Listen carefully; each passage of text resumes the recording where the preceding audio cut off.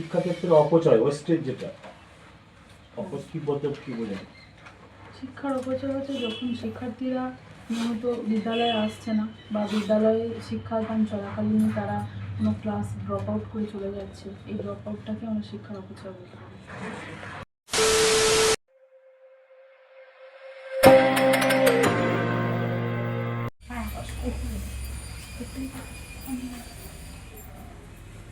Good afternoon, ma'am.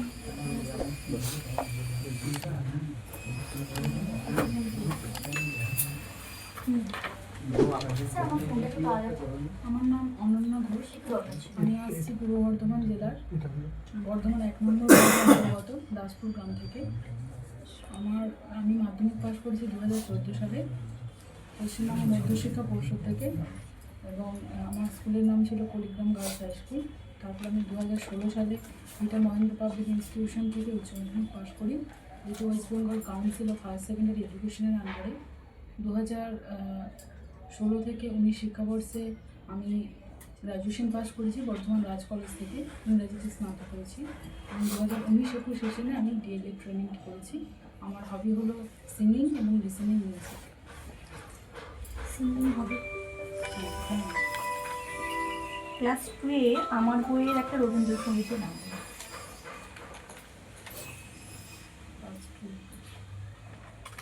ধানের খেতে রোদ দিয়েছে নাটক ক্লাস 2, সরি ক্লাস 3-তে আছে।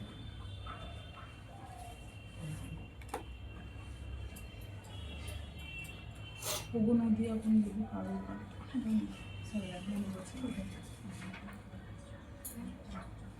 ভারতবর্ষ থেকে শান্তিতে একমাত্র একজনের নোবেল পুরস্কার পেয়েছে, তার কি নাম? শান্তিতে কৈলাস সত্যার্থী। বাড়ির পাশে বাড়ির লোক নাকি? কৈলাস সত্যার্থী বসু।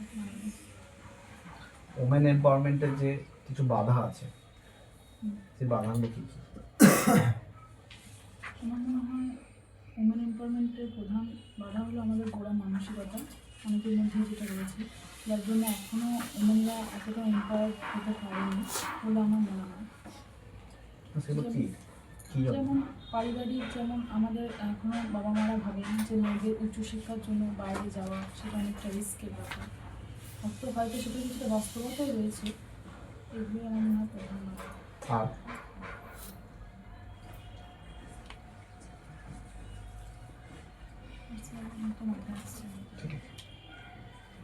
তো ইংরেজি একটা ভয়েস করুন। Fire engulf the room. Engulfed, ভস্মীভূত করে দেয়, পুড়িয়ে ছাই করে ফায়ার দেয়। Engulfed the room. The room was engulfed by fire. By হবে। Dust fill the room. Dust filled the room. Room. The room was filled by fire. The dust. এগুলো তো অ্যাপ্রোপ্রিয়েট প্রিপারেশন আছে, আপনি কিছু ভুল বলছেন, কারেকশন করবেন। দুটোতেই অ্যাপ্রোপ্রিয়েট প্রিপারেশন আছে, ইন হবে, আচ্ছা, অ্যাপ্রোপ্রিয়েট হবে। ঠিক আছে, আমি বাড়ি উইদাউট বাই যেগুলো, বাই ছাড়া যেগুলো সেগুলো ভালো দেখে নেন। আচ্ছা, ঠিক আছে, আমি বাড়ি গিয়ে দেখে নেব। ম্যাডাম, কৃত্রিম শৃঙ্খলা বলতে কি বোঝেন?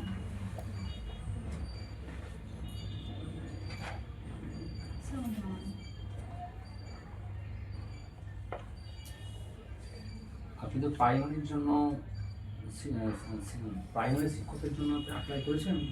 আচ্ছা, প্রাইমারি স্কুলে কী কী খাতা থাকতে আপনার জানা আছে? রেজিস্টার। রেজিস্টার। হ্যাঁ, স্যার একটা আছে মিড ডে মিলের যে রেজিস্টার খাতা আছে, যেটাতে মিড ডে মিলের সমস্ত হিসাব নিকাশ রাখা হয়। তাছাড়া আছে স্কুলের যে ইন্সপেকশনের খাতা, যেটি আমাদের এসআই স্যার দেখেন, আর মিড ডে মিলের যে খাতাটি দেখেন বিডিও স্যার। মিড ডে মিলের টোটাল 5টি খাতা রয়েছে, এবং ফুড গ্রেন যে খাতা, মিড ডে মিল ছাড়া আর রেজিস্টার। আর কী কী রেজিস্টার আছে? স্কুল ইন্সপেকশনের খাতা, আর স্যার আমি বিশেষ জানা নেই। আপনি যাবেন গিয়ে কোথায় সই করবেন? স্যার আমাদের যে উপস্থিতি যে খাতা, ওই কি বলে? অ্যারাইভাল ও ডিপার্চার খাতা। ওই খাতাটাই কি বলে? রেজিস্টারে কি বলে?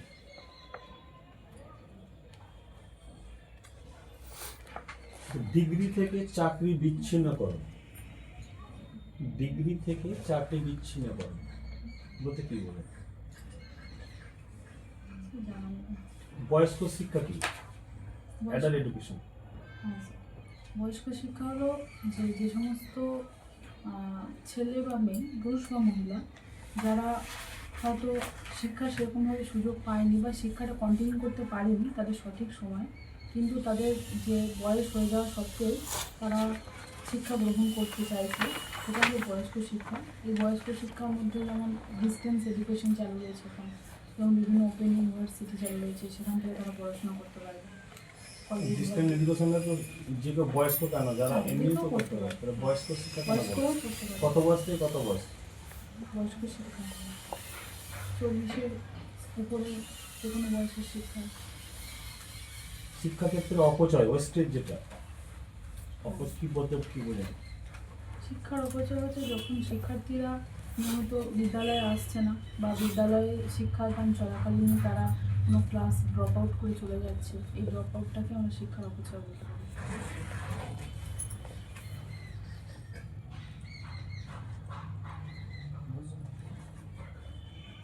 চুনিয়ে পড়া নীতি কি?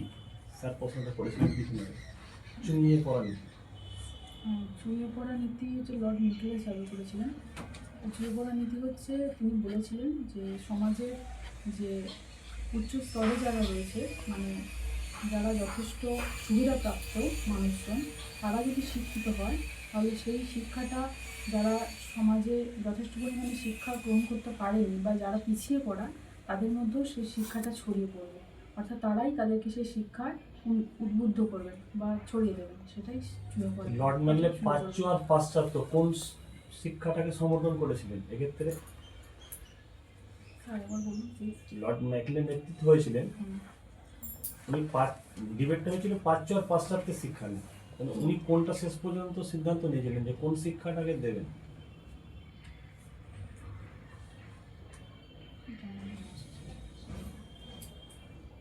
একটা কবিতা আবৃত্তি করুন একটা। স্যার এই মুহূর্তে আমার কোনো কবিতা মুখস্থ নেই, আমাকে গান গাইতে পারি না গান আমরা অনেক শুনেছি এর আগে। যে কোনো একটা কবিতা যেখান থেকে খুশি আবৃত্তি করুন। আমি কোনো পাঠ্য বই দিয়ে করতে পারি? অবশ্যই। ক্লাস 3 আছে, আমরা চাষ করি আনন্দে, রবীন্দ্রনাথ ঠাকুর। আমরা চাষ করি আনন্দে, মাঠে মাঠে বেলা কাটে, সকাল হতে সন্ধে। রৌদ্র ওঠে, বৃষ্টি পড়ে, বাঁশের বনে পাতা নড়ে, চারিদিকে ছড়িয়ে পড়ে সোদা মাটির গন্ধে। আচ্ছা,